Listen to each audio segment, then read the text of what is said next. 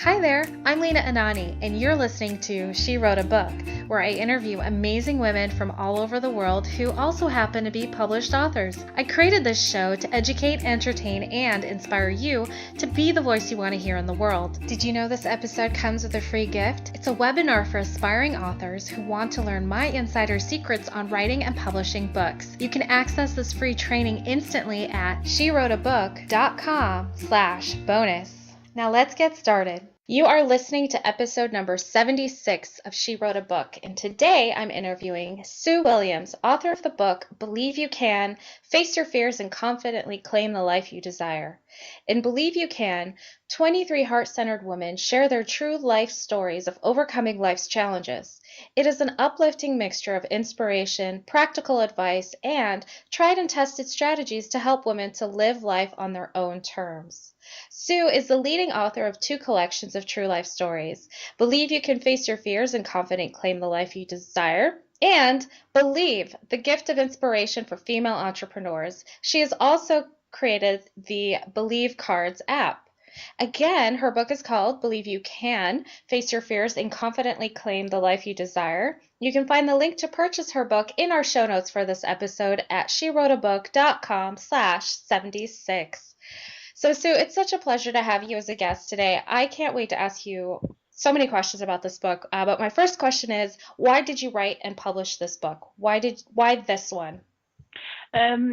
Because really, when I took early retirement from work, I sort of started on a journey of exploration myself, and I was very inspired by the entrepreneurial world and people that I came across, particularly women who were changing their lives, facing their fears, and trying new things.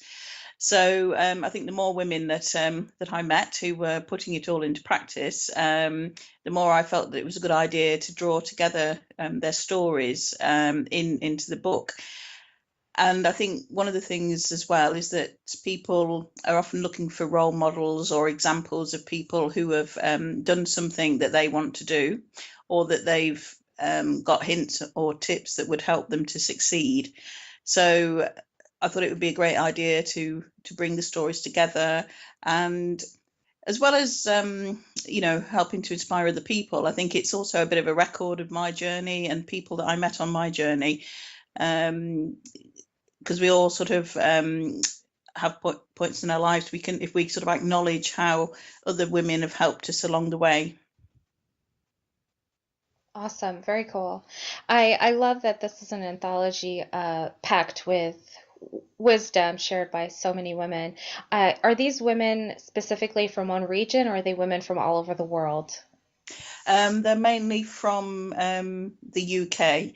There are a couple of women in there. There's a couple of women who live in Spain, for example, but predominantly they're from the UK. Wonderful. And so when you decided, I want to create this anthology, I want to put this book together, what was your screening process, or what helped you decide which authors you wanted to include in this anthology? It was mainly I was really wanting to get in touch with everyday women, if you like, women, real women, not necessarily women who you might look on as being incredibly successful, say from a financial viewpoint. And that's often what I think we come across nowadays. People are often saying, you can earn 6 figures and all that kind of thing. But I think to me, it was more important to actually get in touch with authenticity, perhaps women who'd, for example, been striving very hard and then sort of realizing it was possible to achieve what they wanted out of life, perhaps by looking more at their self-care, taking time out from work, taking things a bit easier. Women who'd tackled sort of everyday issues that we all might come across from times in our lives. Myself, I'd taken early retirement from work, and it's at points like that where you have quite a sort of major change. I'd also lost my mum at the same time, and it's when your life sort of turns around and you're kind of left thinking, what do I do now? What first step do I take? And I think there are, lots of, as I say, authentic examples in the book of women who've made a change. It could be that they've, say their marriage is split up and they've taken the decision to move to a different country. That's the example with one of the authors who moved to Spain after that happened.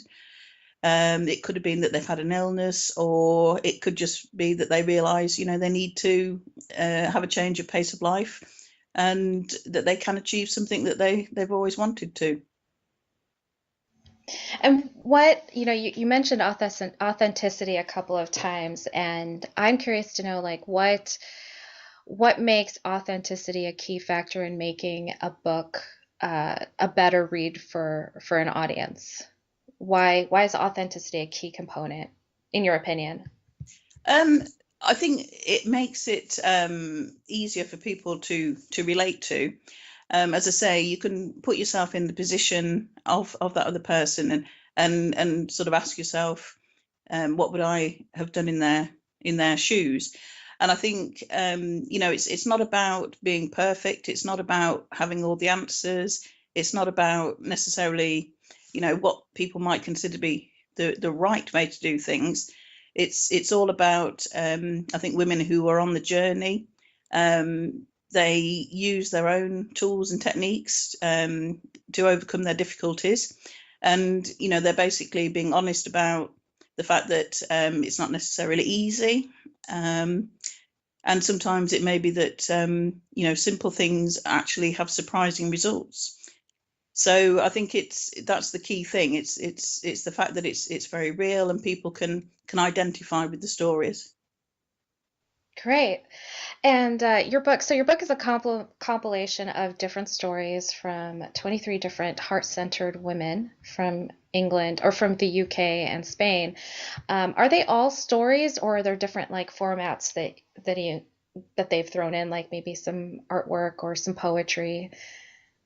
There is actually poetry in the book, and I mean, the reason for that is in the very first book that I did, I was actually inspired myself, because I went through a process of using the morning pages that Julia Cameron recommends in her book The Artist's Way, as a means of drawing out your latent creativity.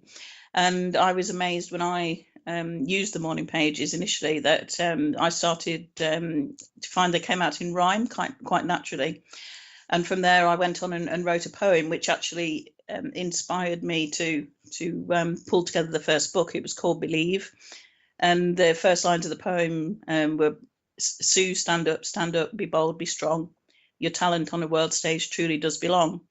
And I think as we often find in life, it's issues that you face yourself that are the ones you most need to sort of conquer and go out there and achieve in the world.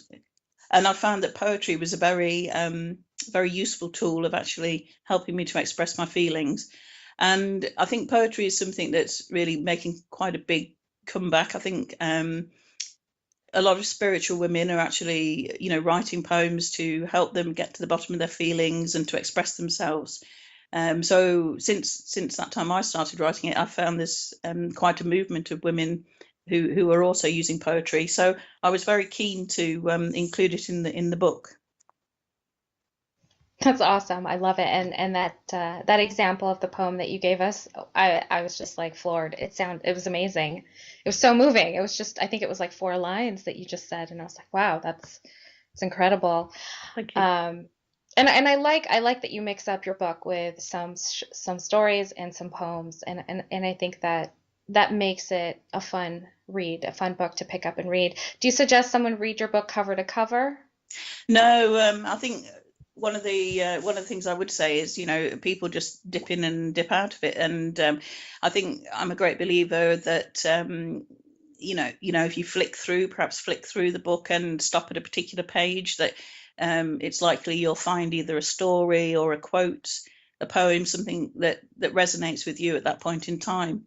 So it's very interesting that people, again, in terms of belief, some people I think believe that you start at the beginning and read through a book page by page. I've had people who said, "Oh, I've not got to that story yet," as if you have to do it in order. And so I'm a great believer that use your intuition and flick through it and find the page that falls open, and that'll be what you need to read at that time, I believe. Perfect. I love approaching books in that way. So Sue, what do you love most about being an author? Um, that's yes, that's an interesting question. I think it's the fact that when people say to you, so for example, I've had people say to me that they wouldn't have read poetry before. It was the fact that I'd included poems in my book that actually made them explore that further. So I think when you inspire people to actually explore something, to do something different, and get the credit for it, I think that's brilliant. Excellent. Well, Sue, thank you so much. It's been such a pleasure having you as our guest today. We will have a link to your book in the show notes for this episode, and our listeners can find that at SheWroteABook.com/76 to learn more about our author and her believable book.